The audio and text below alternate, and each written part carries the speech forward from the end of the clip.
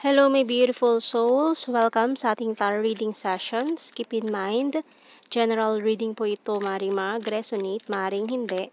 Kunin nyo na lang po kung para sa inyo and leave the rest. Maring mag-shift ang energies or magkabaliktad ang sitwasyon, kaya kayo na pong bahala kung saan kayo nakalugar sa reading natin. Okay, so let's see. So may 2 cards tayo nahulog dito.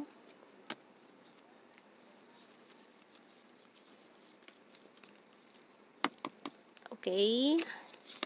So we have here the Hanged and the Queen of Swords. We also have here the Page of Cups and the Six of Cups and the Eight of Wands, Eight of Pentacles, the Empress, and the Judgment card. So meron tayo dito ang Libra energy and the High Priestess Pisces. Okay. So parang may iniisip ka, 2 persons, maring Pisces or Libra, or Pisces and Libra. Ayan. Na iniisip mo. So, or 2 parties, parang third party situation tong nangyari sa inyo in the past, and then nalito ka between 2 person or kung sino man ang naging ano dito. Kasi pwede magkabaliktad ang energy, mari ikaw yung naging isa sa option na ito or ikaw yung namili sa dalawa. Ayan.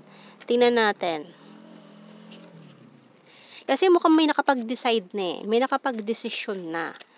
So, tingnan natin to. Nakapag-decide na siya. Ano to mga napag-desisyonan niya?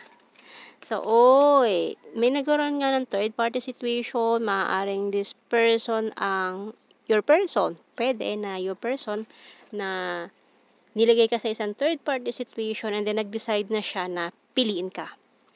Ngayon. Kasi dati parang hindi ikaw yung pinili eh. Pero ngayon parang nagkabaliktad ang sitwasyon eh. Nabaliktad bigla yung table dyan eh. Tapos, kumbaga dati ikaw yung nilayuan, tas ngayon, siya naman yung maghahabol ngayon sa'yo. Kasi nga ito, nararamdaman niya ito eh. Ayan no. Pakiramdam niya, minamagnet mo siya pabalik eh. Ayan. And, coffee. So, magugulat ka. Parang, magme-message siya sa'yo. Bigla niya sasabihin na, pwede ba tayo lumabas, mag-date, ganyan, and magnifying glass. So, this person is still looking for you, missing you, ayan, thinking of you. May mga balita ka malalaman na siguro nalaman mo, break na sila ng taong to na ipinalit sa'yo dati. Tapos ngayon, magpaparamdam siya ngayon na parang, pwede ba mag-start all over again, mga ganyan. And you came closer than anyone. Not available. So, ayan na nga. So, nagkaroon siya ng other person. Or, pwede rin naman na nung nagkakilala kayo is still unavailable tong taon to. In a relationship siya nung mga panahong yun na nagkakilala kayo. Pwedeng ganyan. Kaya, this person is not available or emotionally unavailable nung mga panahong yun. Kasi nga, may someone na maaaring in a relationship siya, may label sa iba. Ayan. And then, parang nagkaroon kayo ng feeling sa isa't isa noong mga panahong yon. Pero dahil alam nyong hindi tama, mali itong nararamdaman, so umiwas. Ayan. And then ngayon, nabalitaan mo na parang hiwalay na sila nung taong yun, and then parang ito, gusto niyang itama yung mga pagkakamali niya. So we both know I'm not the one for you. Kasi nga, noong mga panahong yun, still unavailable siya. May relationship or may ka-situationship or kung ano man tong meron tong taong to. May basta may third party involved siya ng mga panahong yun na parehas kayo nakakaramdam ng something sa isa't isa or na-attract kayo sa isa't isa, may na-fall. Pero ayan, humantong sa pag-iwas. Umiwas na lang kasi alam niyo mali. Ayan, kasi may taong involved. So we have here, I wonder if you're happy without me. Can't stop thinking about you. I love you unconditionally, and it was my fault, but I blamed you. And I left and I saw you with someone. Ayun na nga eh, may third party situation eh. Maring hindi mo alam na in a relationship na pala itong taong ito, pero nakikipag-flirt pa sa'yo, ganun, or nakikipagmabutihan pa sa iba. Ayan. So, nung nalaman mo, siguro, ay, may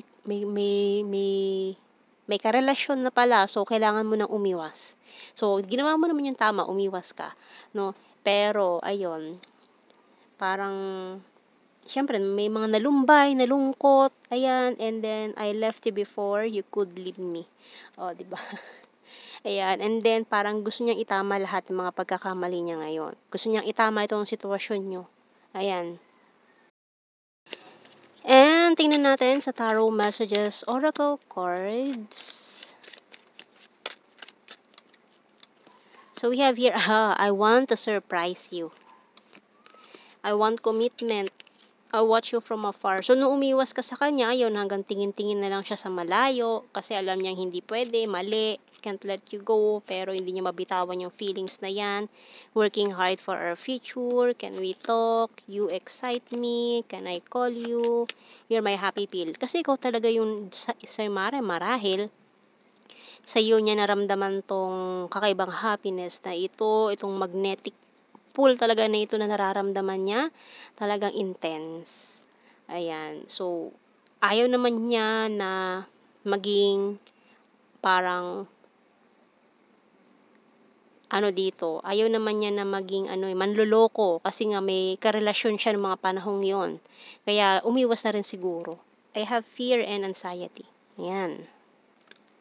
Ayaw niya kasi lumabas na playboy or playgirl siya. Kasi in a relationship siya ng mga panahong yun na nakakaramdam siya ng feelings para sa'yo. Ayan.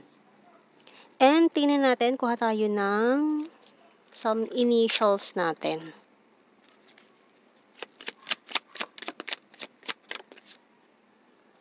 M-E Z.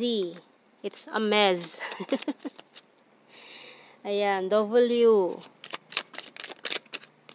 H Enye D-O-Q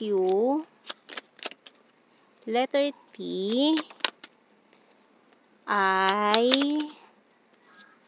F and bottom card natin letter C. Kuha tayo ng blue card. So we have your true love. Oh. And ayan, maaaring soulmates and prophecy. So, kung kayo talaga nakatadhana, ayan, so talagang mare-realigned itong mga bagay-bagay na nawala sa ayos. Ayan, kasi nung nagkakilala kayo, hindi pa aligned yung mga stars para sa inyo, and then inayos ng universe, ayan, pwede na, aligned na. O, di ba? So, kasi kung yun na talaga ang mangyayari yan. Kaya kahit na sino pang humadlang, ay walang magagawa. No? Lalo na kung true love, soulmate, kung talagang kayo para sa isa't isa, kahit pa nagkakilala kayo ng maling sitwasyon, maling pagkakataon, and then nagkaroon kayo ng separation, naghiwalay kayo, or umiwas kayo sa isa't isa kasi alam ninyong mali. And then, aayusin niya ng universe kasi ginawa ninyo yung tama. Hindi kayo pumasok sa isang relationship na mali. So, ginawa niyo naman yung tama. Kaya tinulungan kayo ng universe na maayos itong mga bagay-bagay na ito. No? So, yun ang masaya, yun ang maganda. Yung wala kayo nasaktan or hindi pa lumalaki yung apoy, pinatay na. 'Di ba? So, at least, hindi man nagsimula sa tama, at least, itinatama ngayon. Yun ang maganda. 'Di ba? So, tingnan natin sa general signs and messages natin. Ayan. So, syempre, hindi naman may iwasan na kahit na minsan in a relationship may na-attract pa sa iba. So, ginawa naman tama, umiwas. Ayan. So, hindi na pinalaki pa yung apoy, pinatay na agad. And then, kung kayo talaga ng taong yun, gagawa ang universe ng paraan para magtagpo ulit kayo in the future. So, hindi nyo kailangan gumawa ng mali para maging masaya. At may mga taong matatapakan. Okay? So, tingnan natin general signs and messages. Kasi kahit naman paikot-ikutin mo ang mundo, ayan, kung kayo talaga, kayo talaga. So, we have here sexy body and November. Creepy stalker, beautiful, sarcastic, Cancer sign, cold city, swoon. Ayan o. Maaari nag-start lang to sa konting landian tapos ayan. Di ba? Killer smile, hilarious, number 2, rainy season, Perfect smile, selfie-holic, very loyal, 5, summer, full of charisma, province, December, past person, practical, number 7, city, travel, beach, and lake, very lucky, oops, air sign, Gemini, Libra, Aquarius, and South PH. So, yan ang ating reading, my beautiful souls. Thank you for watching. Take care and God bless. See you in our next reading, guys. Bye-bye.